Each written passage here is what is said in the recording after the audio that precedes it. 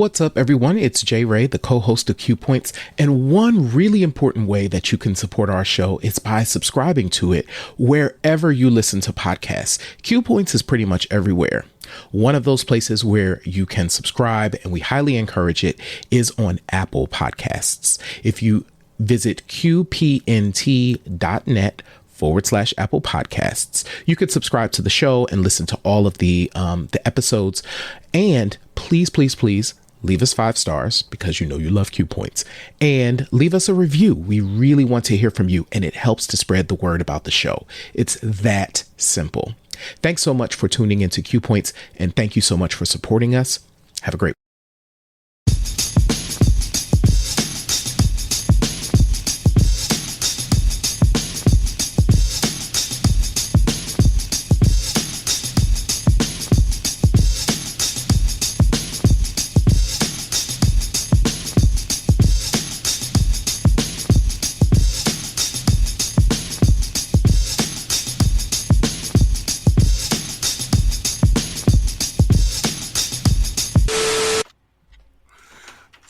What's up, everybody? I am DJ Sir Daniel. And my name is Jay Ray, also known by my government as Johnny Ray Cornegay III. And welcome back to another exciting episode of Q Points, a visual podcast and your safe space for meaningful discussions about Black music and the artists that we love. Jay Ray, we got a lot to dive into this week. We do. So let's just go ahead and get it started. You shared something with me earlier. Yes. Regarding yourself. Yeah. Jay Ray is not trying to be sexy, everybody. No, I am not. something very serious has happened. Please go ahead and elaborate for our listeners and viewers. Yeah. So one of the things that you will realize is that my voice sounds a little different. I sound a little congested. I sound a little whatever. But I got COVID, y'all. I tested COVID positive yesterday. Officially tested COVID positive today. And this has been an interesting experience. I will say this. I am one of those folks who did get vaccinated. And I can't imagine what this would be like if I wasn't vaccinated, because this sucks. Yeah, it's not fun. I have to pay really close attention to the mucus and the mucus buildup. It gets hard to breathe at times. I actually have my pulse and my oxygen meter on the table. Because my doctor was like, listen, if it, goes below 90, you need to head on to the hospital. But fortunately, I've been good. But so that happened to me. I went to a show, DJ Sir Daniel, last week after this show. I got in the car and went to a concert and was a little lax. You know what I'm saying? I took my mask off and I danced and I had a ball and that's where we are today. Well, listen, again, I'm glad that you're doing well, as well as could possibly be. I hope this is a lesson. I think at this point, we all know someone who has either directly contracted COVID or has been around somebody that has been COVID positive.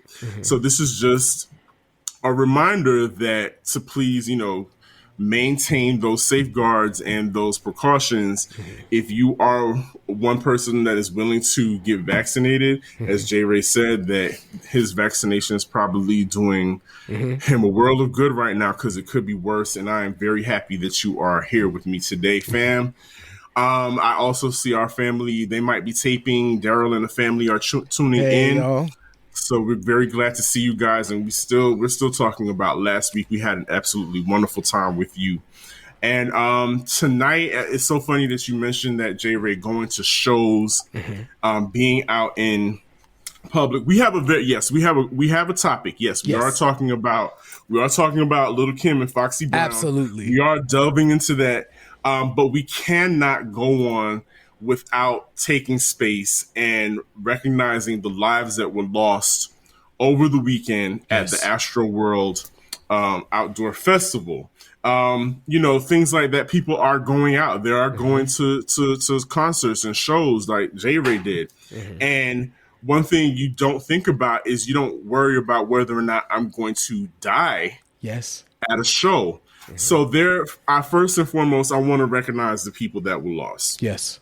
They were, and what's striking to me is as their ages. They're so young. Yeah. John Hilgert, age 14, Brianna Rodriguez, age 16, Jacob Juranek, age 20, Franco Patino, age 21, Axel Acosta, age 21, Rudy Pena, 23, Madison Dubisky, age 23, Danish Baig, age 27, and the youngest victim was 9-year-old Ezra Blunt. Now, Ezra didn't pass, but he is in a medically induced coma after being crushed in the melee. And again, so when this news broke and I was reading the tweets, I think it was Sunday morning. First thing, I immediately started texting you. Yeah. And I was like, did you see this? Yeah. And I started sharing tweets with you, and I was reading somebody's tweet from the actual event, and I felt claustrophobic reading their tweets. I felt I could feel the tension. I could feel the weight I could just feel it just from the how they express themselves in their tweets. Yeah. Because I woke up to that, and I think I remember saying, I didn't know what it was at first. I was like, wait a minute, what's happening? And then reading folks' accounts, to your point that you just made, Sir Daniel, you don't envision going to a concert where you're going to have a good time and that you could be crushed. And what was so crazy about this, and I know we're going to talk some more about this, I conceptually never even thought about the idea of being crushed and compacted at a show. The idea of that has never crossed my mind. I can certainly see how it's possible, but until I read this weekend's accounts, it was not something that I would say that I was ever conscious of.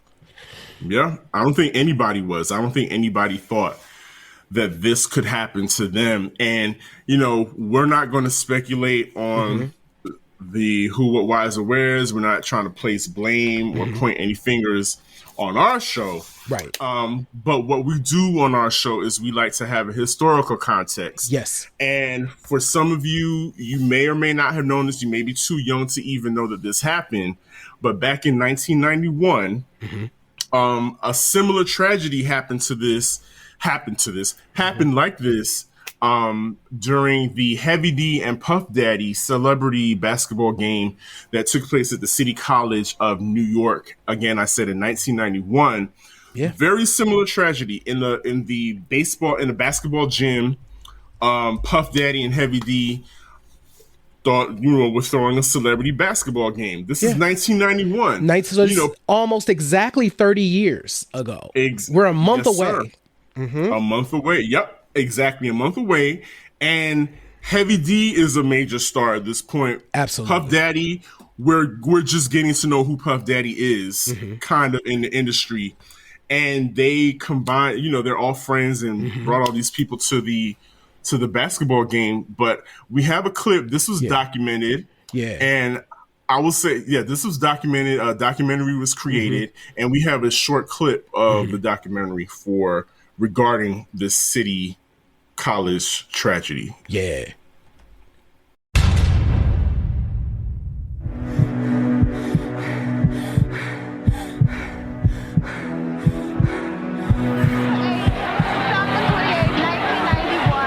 My brother Dirk died at the Heavy D Puff Daddy celebrity basketball game. From that day on, a part of me died. What I hear, it was so jam-packed, and it was very, very difficult to get the door open. In this particular case, greed and gain were major issues in the loss of those 9 lives. Seen them dragging people in and pulling them to the side. I seen people, brothers and sisters, get together like I've never seen before. And I'm sorry for the families that suffered this because I feel it more than I can possibly express it to you. Since the day after the funeral, I was on a mission. You know, my name is Jay Swain. A mission to figure out what happened. You know, and why it happened. The camera looking at me, I'm looking at y'all. Because, he was special to me. Remember that night like it was yesterday.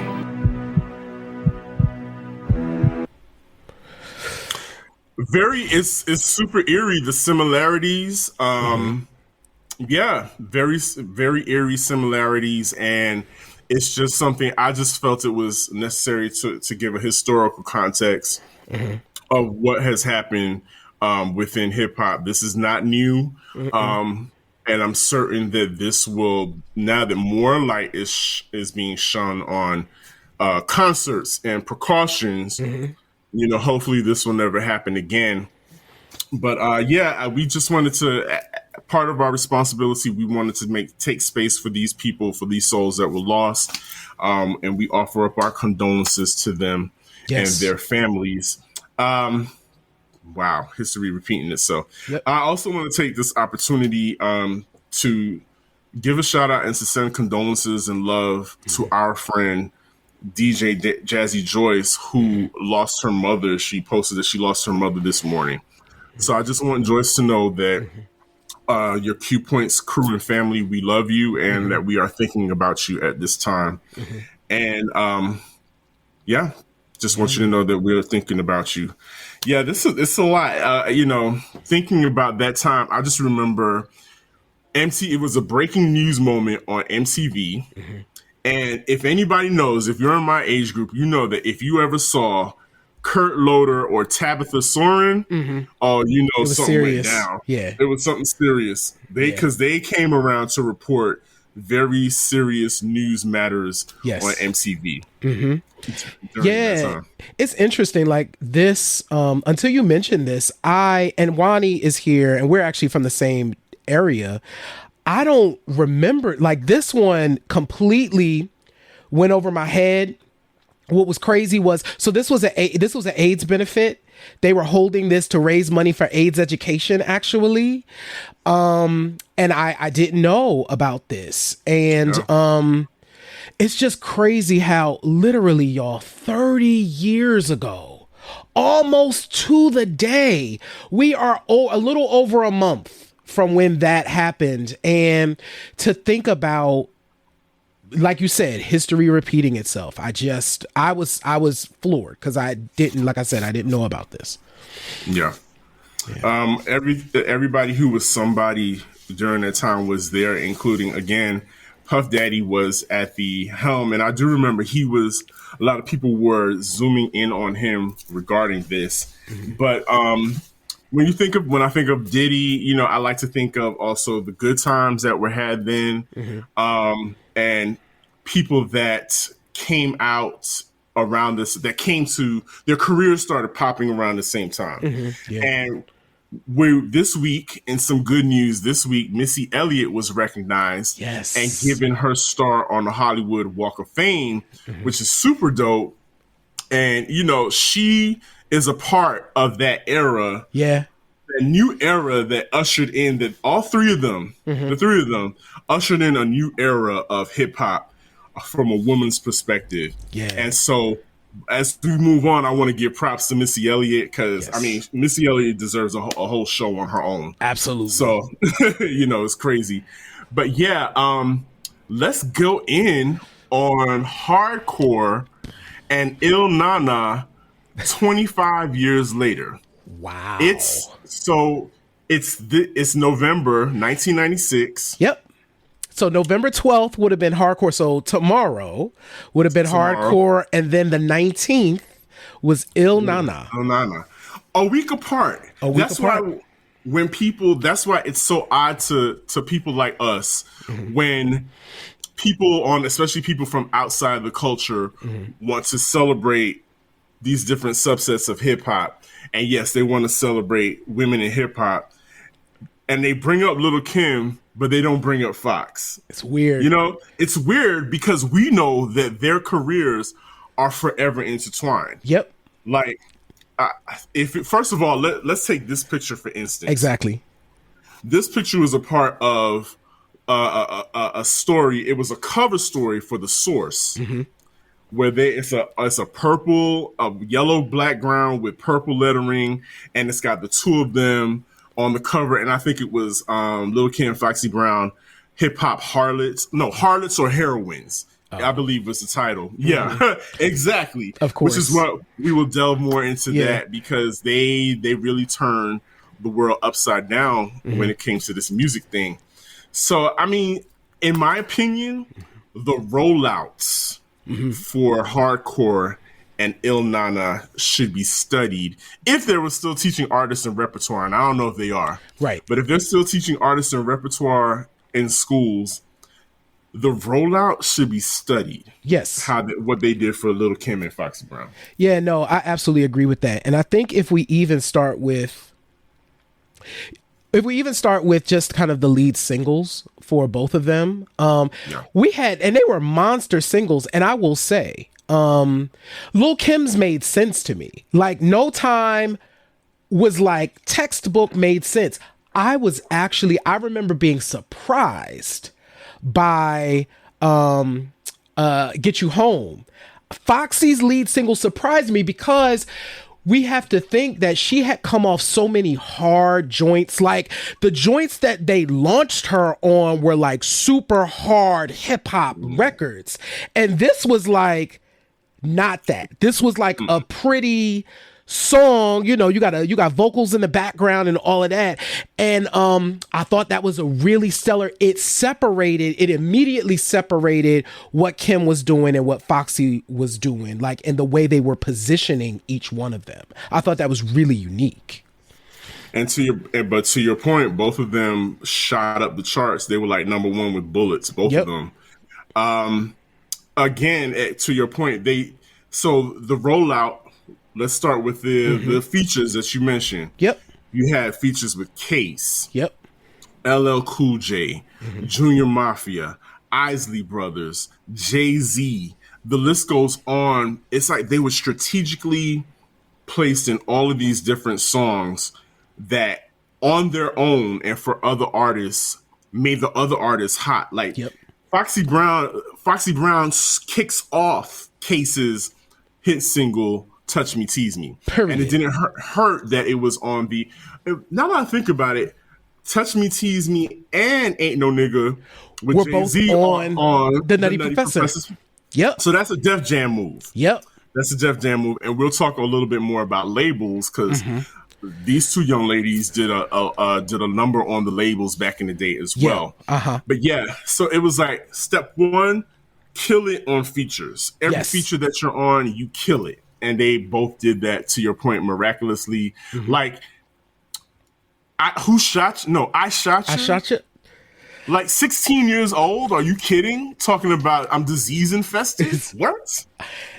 It was so hard. Like, and first of all, that was an LL Cool J joint. So LL by then is a legend. You know what I'm saying? And this is now LL. He's now an elder statesman by the time this song comes out. He's 11 years into his career. You know what I'm saying? So to have her on that joint, which was it was just a bunch of dudes. Because wasn't DMX on that? No, we have Fat Joe. We got L. We got Prodigy from Mobb Deep. Yes.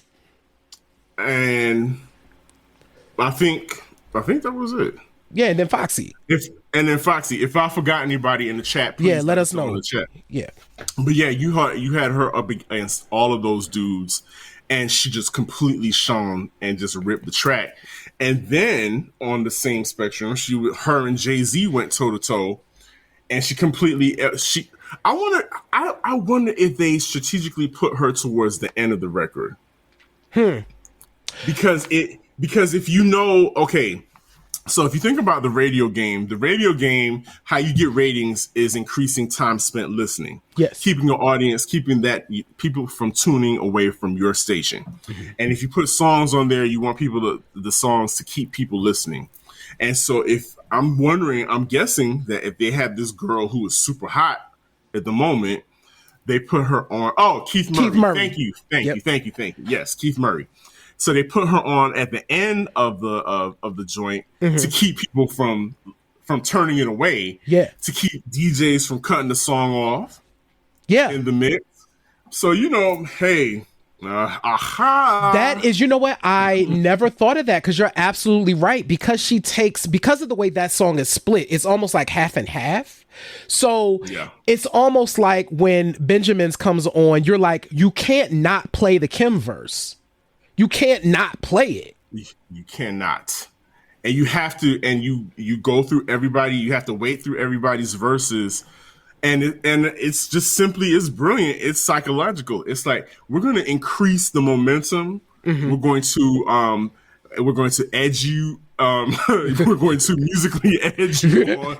I'm sorry, y'all. I didn't mean to throw that. Oh, that's awesome. If you don't know what edging is, it's fine. It's fine. It's fine. But anyway, we're just going to increase anticipation. Yes. And keep you until the very end of this record. But yes. So then we go on to high profile marketing. Yes. If we're talking about making this a case study of how to launch a career. High profile marketing. So you and I were talking right before we came on air. This is pre-internet. Right. Like we're right on. We're internet. We have internet. Like it's 96, but most people don't have computers at home. You're using them in a space like a school or like a library or something like that. So it's definitely pre-social media and like all of what was happening. So you have to create a buzz around a song or around a release, right? So I actually think what we're about to put up is kind of like, this was viral. This is what we would call viral. This was 90s viral for sure. And you already know what it is. I mean, look at it. Like this is iconic. This is iconic. It took a lot of people.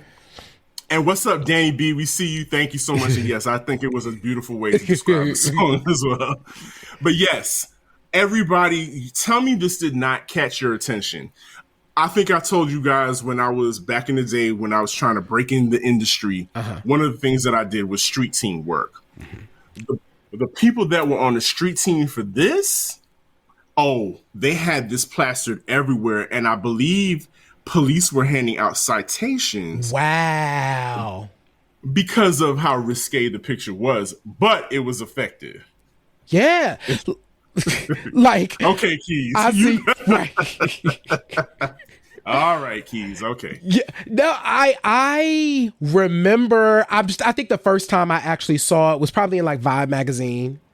Because they took out the big one page, and you flipped to it. And it was like, wow. Oh, and it's leopard print. It's leopard print. It's unapologetic. Yeah. It is. Yeah. I can't even describe, like, I wanted to know more, even though I felt like we had gotten to know Lil Kim through all the Junior Mafia stuff, through all the stuff that had happened before.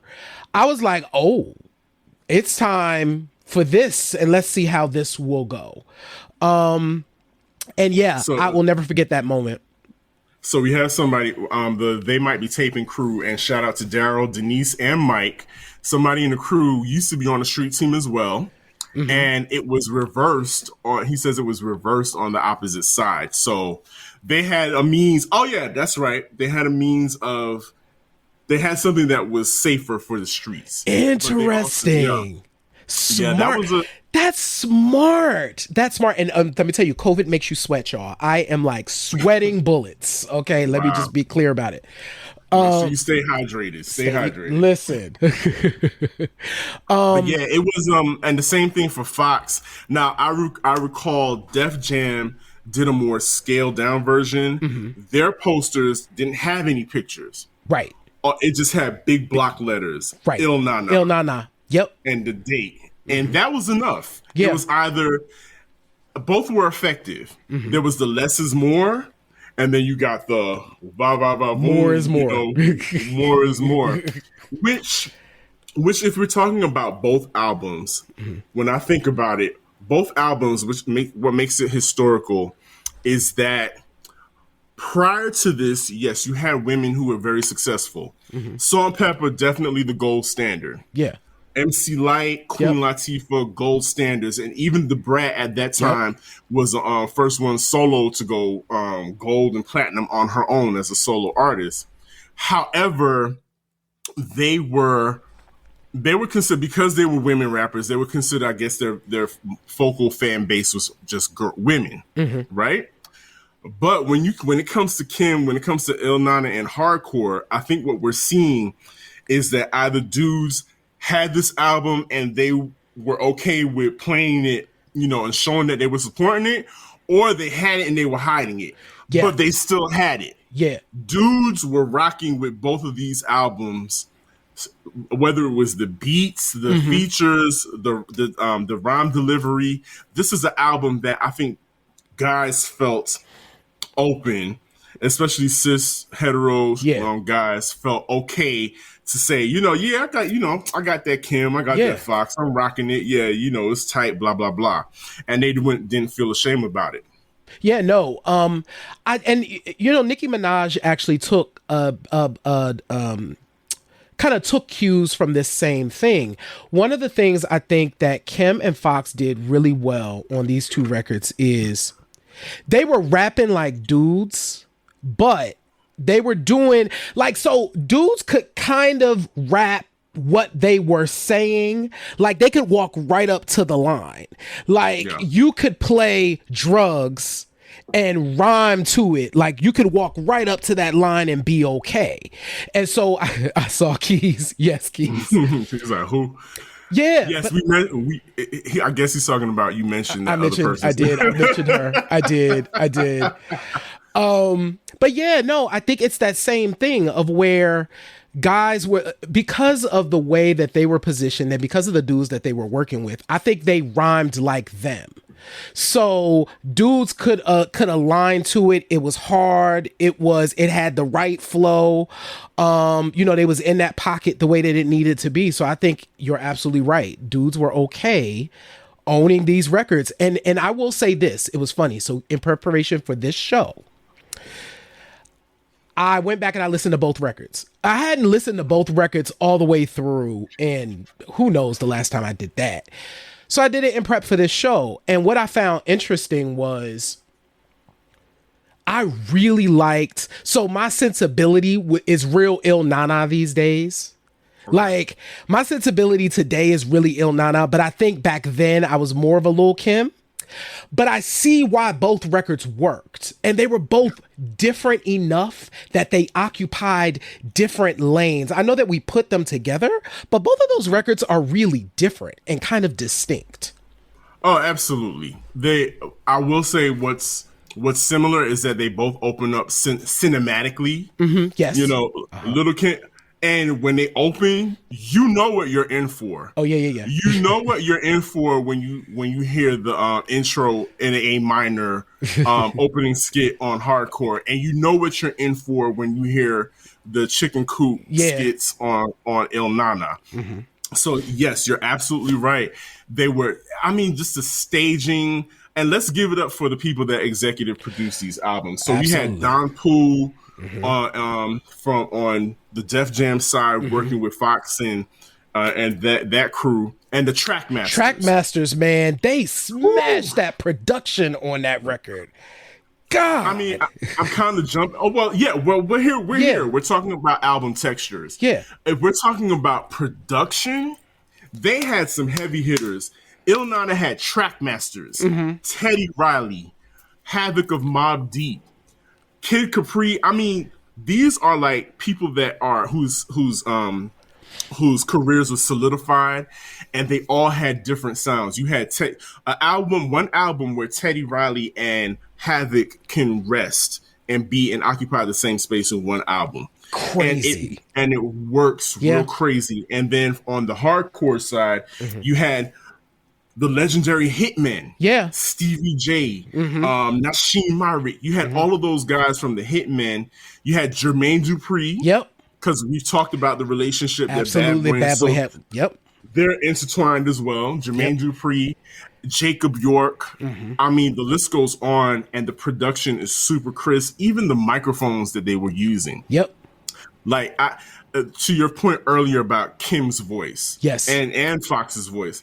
Kim is 4 foot this tall. You know what I'm saying? Yeah. But everybody says that she sounds like a 200-pound man on this debut album. Yeah, it was crazy. Does. Yeah, she absolutely does. The way they pulled these records together, when you think about, okay, let's pause. This is a lost art. Yeah.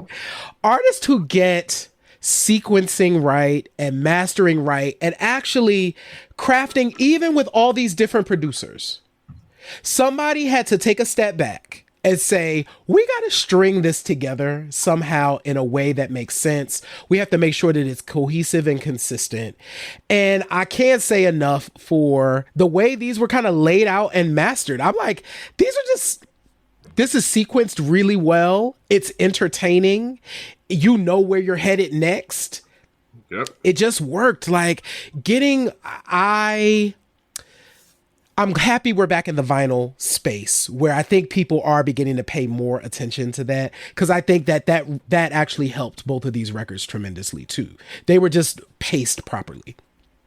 Oh, absolutely. So you had the structure of the albums, and then of course content. Like you were saying, they both had a balance of sexually explicit rhymes. Then you had street stories, you had street raps, you had your boastful raps, and then you had your commercial radio hits. Yeah. Home on one album, on both of them. And what I found really interesting, and as I was going over the albums and I was thinking about it, both of these albums, Il Nana only had 2 videos, 2 single releases. Really? That's it. So Get You Home and I'll Be. Really? You? Oh my God! You're those are right. The only 2 videos from that particular album that were released, and it was like 2 and done. But the album lived on for such a long time and went on to sell millions, 2 million as a matter of fact. And Hardcore only had 3, and the third one. So we had remix. You had No Time, which was the lead single. Yep. Then you had Crush on You. Yep. Which had to be remixed. Yep. To include, because everybody knows if you are an original head that had the cassette or the CD, you know that Crush on You was a Little C's solo joint. Little C's was the only one featured on that. I did on not the know album. That. Yeah. Yes. On the original print of the album, the first release of the album, Crush on You is completely a Little C song. Written by Cameron. Oh, that's FYI. So fun.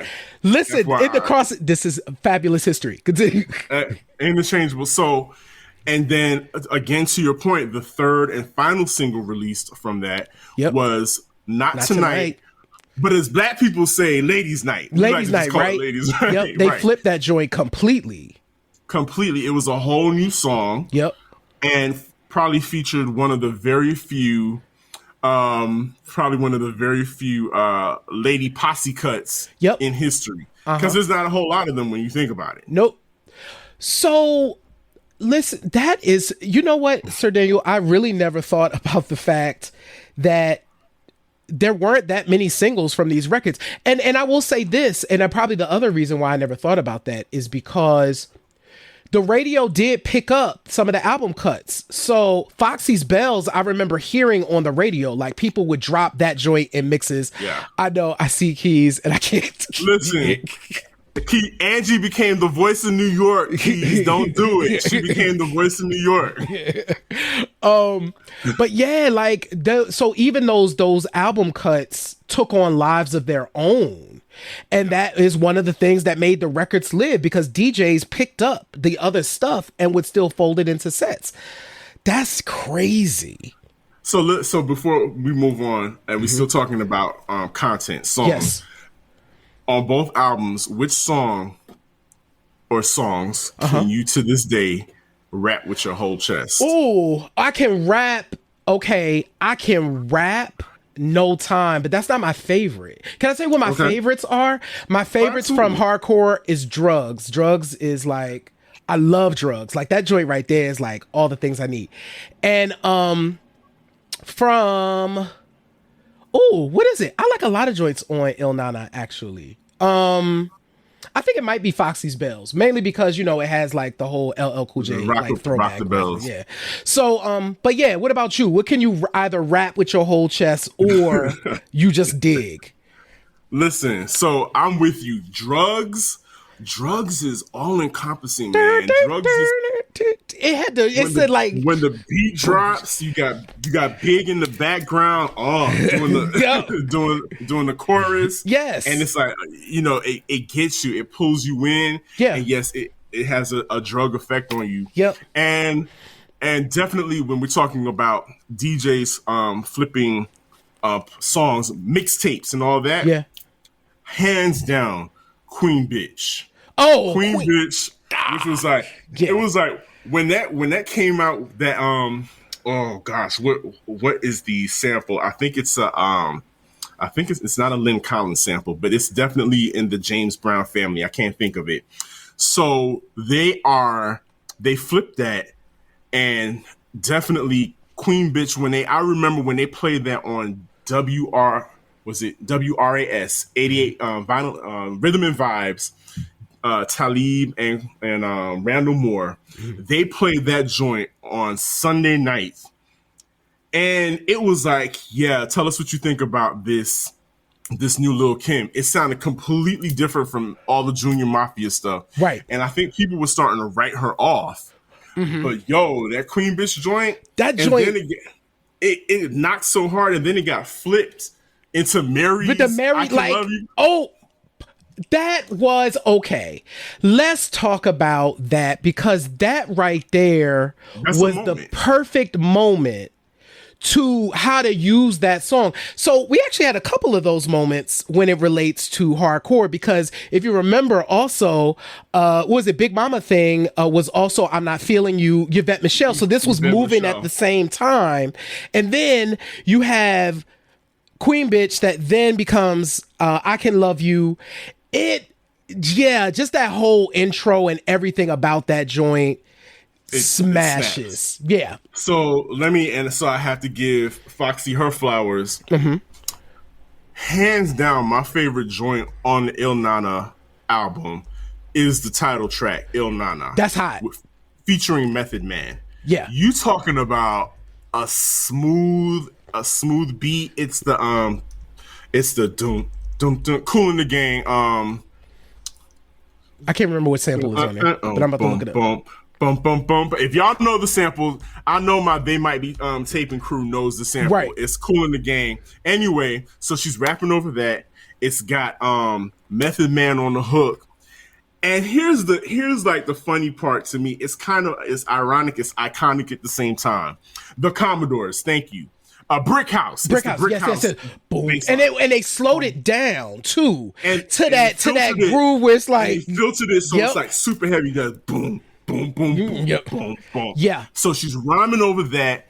And in the opening line, she's like, shaking my ass half naked, loving this life, waiting for Kim album to drop, knowing it's tight. That now, if we're gonna talk about what happens with their careers after that, Kim could automatically be like gassed and say, well, shit, I'm so hot, you even mentioned me on your first album. But what's crazy, what that brings up though is, and I mean, this is going to be Thank you, Ben Robinson. That was Ben. Yes, thank you so much for that, Ben. That brings up the forever question that I hope we do get answered to at some point. Like, y'all, what happened? Like, we needed a Thelma. Like the Thelma and Louise, they would have been out of here. They would have been supposed to be the Thelma and Louise cover right here. They would have been out of here. Crazy. Number one with a bullet. It would have been nuts. And my ass half naked, loving this life, waiting for Kim album to drop. Knowing it's tight. Man, listen. So, okay. So let me stop fanning out real quick. No, this is what this is for. This is the 25th anniversary of these magnificent albums. Yes. Yes, sir. So let's talk societal impact. Ooh. I mean, because I saw somebody responded to our Instagram, and she and our friend Kimberly Warrior Mama were talking about how this young lady, how hardcore impacted her as a woman, a young woman. And both these albums had like a major societal impact. They both sparked public discourse. Yeah. They influenced fashion, academia, books like, okay, do you remember when Dr. Joan Morgan dropped When Chicken Heads Come to Roost? I do remember that. I do. So like, you can't tell me that part of that wasn't the part of the influence that Kim and Fox had on hip hop culture. Absolutely. Because from these two, then you had everybody was watching the industry and how women were being portrayed, because you had the women that were in front of the camera, the stars like a Fox and Kim and Missy. Then you had the women who were in the backdrop. The video vixens. The video vixens. Yep. So this all became a part of cultural discourse for hip hop, and you can't say that hardcore and Il Nana did not have an effect on that. No, it absolutely did. And I think both of these albums have long tail impacts. Like, we are still to this day right now, there women, particularly women in hip hop, are in the shadow of what these two records created for the most part. Like, they're either trying to still be the anti this, like they're still trying to be the anti Il Nana or the anti hardcore. That's how impactful it was. And you can't not see the influence of particularly Lil Kim at this point. Like, I'm just like, so many women, I'm not going to name any names, but they essentially are just like, oh, well, I mean, this is basic. Lil Kim already did that. Exactly. Because first of all, do you remember the whole Queen Bitch 101 course? No. What is the Queen Bitch 101 course? Tell me about it. No, that was an actual course at Syracuse University. That is fascinating. I'm fascinated. Queen Bitch 101, and she actually showed up. Little Kim showed up to one of the classes. Wow. She was taught, like, Little Kim was her lyrics were analyzed in a college course. I mean, why not? That's how far their reach is in this culture.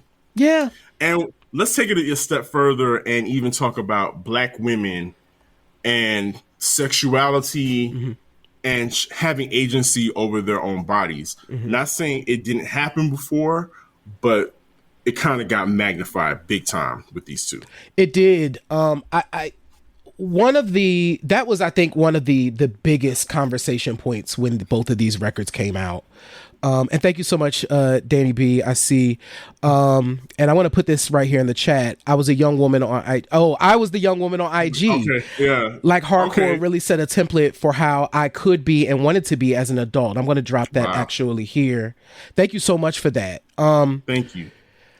This was a huge topic of conversation because let's think about it. Men had stuff to say. It was funny. So, we were coming out of the golden era and moving into the jiggy era.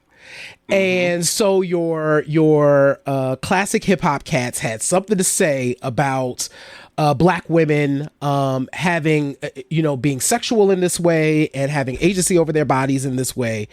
And so they had a problem. And so this would come up all the time. And so you would see a lot of dudes popping off about Lil Kim and Fox and how they were a detriment. So they were a detriment to the community and all this stuff. But what I was happy about as well was they, I think, gave, at least for some women that I know, I'm speaking for some folks that I know, gave room to be like, you didn't have to be just this one thing. Like, you didn't have to be, there was the opportunity to be a Kim or a Fox. And they were different, essentially. You know what I'm saying? Like, they were similar, but they were different. And you could possibly be a Lauren too, or you could be a Latifah too. Like, you didn't have to be all of these things. Now, I think the industry had other plans, right? So, of course, the industry is like, I made a lot of money off this Lil Kim thing and this Foxy Brown thing. Let's redo that. Who else can we get? Because that's what the industry does. The industry is like, oh, this works. Let's just repeat it. Let's keep doing it. Repeat it. Slap a sticker on it, put it out there, and repurpose it and sell it again. That's what they like to do. Yep. But like you said, a lot of the women that I know, again, felt like they could be a combination of all of them. Yeah. You didn't just have to pick one, just like Lil Kim showed them. You didn't have to just pick one hairstyle. You could rock wigs. Yeah. Which is another thing that a lot of black women felt had agency over, was the way that they wear hair. And, Kim, to her credit, gave a lot of women permission to rock wigs in different colors and not care about what was going on or what people thought about how they were being viewed. Yep. And so Danny is repeating again. She's saying, and fashion was absolutely a factor. I think why Kim stood out for me more than Fox initially, she brought this high fashion glamour aspect to it, and she's the niece of a fashion designer. So it was like that kind of glamour, beauty, ultra femme energy wasn't only for the good girl tied to chastity. Yes. See? And that's straight from a woman's mouth or her fingertips. Both of these women gave women permission to be who they wanted to be. Absolutely. Whatever that looked like. Yep. And, again, you stated earlier, we were talking about the legacy of Lil Kim and Foxy Brown. You said it best. People are still trying to live up to, recreate, tear down and, tear down or, erase these legacies, but it's not going to happen. It can't. Because it can't. It's part of the archives. It's here. Yep. And that's why shows like Q Points are so important. And, like our friends, they might be taping. Shows like this are important for the culture because you just can't. Things are being erased. We want the younger generations. Amanda Seales posted this earlier. The younger generation needs to be curious about what came before. Yeah. And so that's why, because if they're not, a lot of them don't have a reference for why things are done or things are said, why people are dressing up in blue wigs and green wigs for Halloween. They kind of don't get it. And then when they find out about it, they love it. Right. So that's why it's important for them to be curious, and it's important for us to go ahead and discuss the culture and save it and report on it. Go ahead. Yeah, no. And I think Daryl, so shout out, Today Must Be Taping. When Daryl was on the show last week, I think he said it best. We have, and we know this to be true, we have a tendency as a culture to throw away stuff that we consider to be old, right? Yeah. And this fits right into that because we're always chasing the new. It's we don't also share why this was dope. And it's not to say that it's better. It's like, no, this is good too. Perfect example was when I was a kid. When I was in the car as a kid, my dad would play his music. It was his car. He would play his music in his car. And what my dad played in his car. Oh, and DG, what's happening, DG? DG loves that shirt, Sir Daniel. Thank you, DG. What my dad played in his car was Motown, 60s Motown. And when I was a kid, you have something to say about, oh, my dad is playing the old music. And then by the time I got to be like 12, 13, I'm like, yo, you gonna put that Temptations on. You know what I'm saying? Because you get it. Like you get it. And I have an appreciation for that too. And I can also, so if folks can see where Lil Kim, what influence Lil Kim has on today's culture, what influence Foxy Brown has on today's culture, and why Il Nana was important and why hardcore was important, it gives them more. It gives them more. And then we can create new, interesting things using that foundation. Absolutely. And they created a space because we can't talk about hardcore and Il Nana without talking about economically what it did for the recording industry. First of all, there was a bidding war on both of these ladies, which was unprecedented in the world of female rap. Right? There weren't bidding wars before, and there were bidding wars amongst major labels. Def Jam, Epic, Sony, all the major record labels at the time were making their bids on who was going to be the first to put out Lil Kim and Foxy Brown. And what that did is it upped the price, the signing price, it upped the budgets, it upped the video budgets, the budgets for hair and glamour went up. The ads prices for that went up. So literally, the entertainment economy got a boost. Yeah. You know, if you're bringing them to your concert hall, that's a boost to you because people want to come out and see Lil Kim or Foxy Brown in the flesh. So you're making money off of that. Yep. And you're upping your prices whenever people like that come to town. So to your point again about the legacy, everybody's winning to this day because of them. Yeah. Even now that we think labels aren't that important anymore, there's still the ability now to ask for what you want and to get the money that you think you deserve and to put a price on your art because of these two women. You know what? That's a really interesting, and I hadn't thought about this because that's a really interesting point. Because even when I think about, right now, the ability for women to be as diverse as they want to be, like you can have a Tierra Whack and like all of these, and women who are doing vastly different things in hip hop. Yeah. And so much of that is because this happened, and I think labels are willing to take a shot. You know what I'm saying? On figuring out, because late to your point, folks can ask for, you can be who you choose to be, and ask for what you want. And as long as you deliver, it's like not even a thing. But I think part of that as well, that comes out of the legacy of Fox and Kim. I do want to spend a second, if we can, Sir Daniel, because I do think it's interesting. They've taken they have vastly different legacies. You know what I'm saying?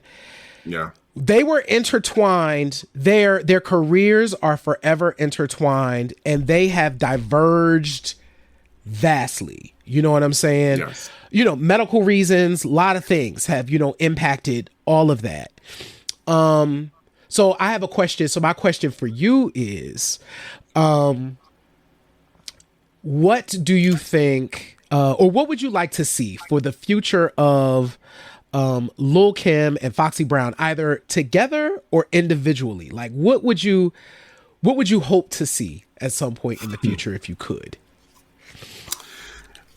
So I'm a firm believer in maintaining your legacy and not tampering with it. So Kim has had some successful joints that she's put out in the more recent years, in like the 2010s, right? I would prefer, I like what they're doing now. I like the spots that Kim is doing where she's doing nothing but classics. Right. Nothing but her features, getting all the flowers that she deserves. I would love for Foxy Brown to reap the same benefits because there's a lane and there's a market for that now. I would like that very much for both of them. Now, as far as together, I'm not pressed to see them do like a versus or anything like that because that's just, I don't think that would, it sounds good in theory, but I don't think it would come off like we want it to or think it would. But I would love to see a sit down. It could be on the Zeus network, or it could be on 20. It could be on 2020. But some type of sit down when, now that they're older and seasoned, they're parents, they've simmered down a little bit, a sit down where they have one segment which is all Kim talking, and then another segment which is all Fox talking, and do like backgrounds, and then they come together face to face and have this, and just have a discourse. Yeah. And not even to hash things out, but to, I don't know, it would have to be carefully orchestrated to where they can see where they were both, how influential their legacies are, and can feel both celebrated at the same time. And who knows, they may even figure out and just be like, you know what? So that was the virus right there. That was what caused the rift, and just maybe have an aha moment. Yeah. That would be cool. That would be really cool. I would love to see that. I don't need no Fuji-esque reunion tours. I don't need none of that. I don't need any of that. And yes, I said Fuji-esque. Right. I don't know why. But yeah, I don't need any of that. I would just be happy if they could, sit down and talk, because I think it's too important to the culture for us not to get like maybe a tie up to the loose end, Yeah. That would be my only thing. No, I love that. And so do you have a vision or something you'd like to see? No, I actually like exactly where you took it. And that's one of the reasons why I wanted to ask you. I like the idea. I don't think a versus would be, we've talked about that. Like, I'm like, because the verses is too much trash talking anyway. I think their history is so complicated. I just think it wouldn't land well. But the idea of a sit down conversation, remembering this time period, because when I look at that picture on your shirt, and the picture that we used even to advertise this show, it's like, what happened? Like, okay, let's go back to that moment. Like, let's start there, and then let's just kind of talk. I think I would like to see that, and they might be taping. Said, Sir Daniel, you all need to make that happen. Oh, on this show? Oh, wow! I was about to say, Sir Daniel, from your lips to God's ears. Listen, if we landed that, listen, as Fat Joe said, the price went up. Yesterday's price is not today's price. Yes, absolutely. Listen, you wouldn't be able to tell me anything. But I want to touch on something you said earlier, real quick, as we begin to wrap up the show. Halle Berry made an intentional move and assembled a soundtrack, an all-women's rapper soundtrack for her new movie, Bruised. Yeah. So it has all the newbies, all the freshmen and the sophomores, the new class, your young MAs, your Flo Millies, all of them all on one album, and that has not been ever done, a soundtrack. So shout out to Halle Berry, absolutely, for pulling all those women together. The City Girls, Cardi B. I mean, you're talking about young ladies that are definitely the daughters and granddaughters of Lil Kim and Foxy Brown. Yeah, that's really a great thing to see. So, we should definitely check that out. But so wrapping up, Earworm of the Week. Yes. Last week's conversation with Daryl was so dope. I didn't want to interrupt our conversation, but I did have an Earworm of the Week. And since we're on the topic of rappers coming from Brooklyn, from New York, Girl Code. Yes. Girl Code is spelled with 2 L's and 2 E's. They have gone viral. They're all over New York. If you guys haven't seen them, check them out. If you like some real street rap, some real raps, like Girl Code is it. They got a joint called L Bonics. Yes. Which is a tribute to the late, great Big L, who in 1998 dropped, he had a song called Ebonics. And you can pretty much tell. Basically, the rhymes break down what slang words mean. They've taken it to a 2012 level, and like are super dope. I mean, they're storming the mixtape circus on New York. The best thing about it is they're being guided by the hip hop legend himself, AG of the Digging in the Crates crew. Yep. So if y'all remember who AG is, showbiz and AG fame, that's who's guiding them and guiding them along. But yo, what I'm seeing, the kids are all right. Like, they spit for real. Like, I think they may have been I think it was a video a year or so of two girls sitting on a stoop in New York, and they were rhyming over Busta Rhymes' "Put Your Hands Where My Eyes Could See." Mm-hmm. And I think these are the same two young ladies. Like, they completely ate the beat, and people were like, "Oh, okay, these girls can really rap." So, Girl Code L-Bonics, that's my earworm of the week. We got one more thing. We got one more thing. So, by the way, I put that in the chat too. So make sure. Yes. You know what we're about to do. You want to do? Go with it. Yeah. Okay. You go ahead. So, MC Key Turner came on over to Q Points and shared her top 10 favorite women MCs. And if you become a Q Points insider, I'm putting a link in the chat. You could go ahead and watch it. You could see what the recommendations were. You could see why. You could see all of that. And so super, super excited for y'all to check that out. So Key Turner's top 10. I don't know why Key Turner's 10-10. That's weird. I put that in the chat that way, but that's fine. It's supposed to be top 10. And you could check it out on qpoints.com. So check that out. Yes, listen, Key Turner is the truth. Like, yes. This is the business. And for her, when you check her out, just check it out, and then you'll be a fan of hers after you check her out.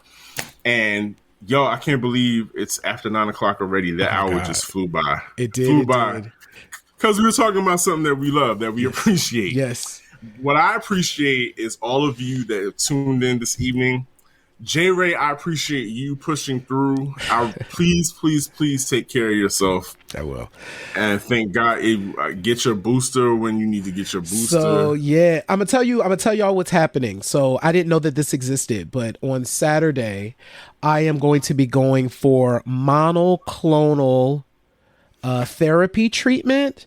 So it's a FDA approved. It's kind of experimental, but what they're essentially going to do is they're going to inject me with a bunch of fighter cells.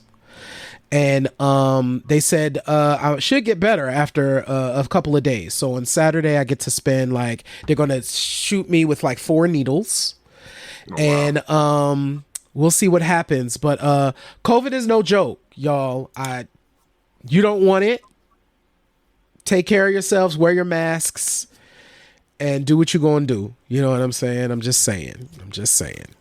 Absolutely. We will be back next week, yes. God willing. Yeah. You guys take care of yourselves, but remember what I always say in this life, you can either pick up the needle or you can let the record play. I'm DJ Sir Daniel. And I'm J. Ray, y'all.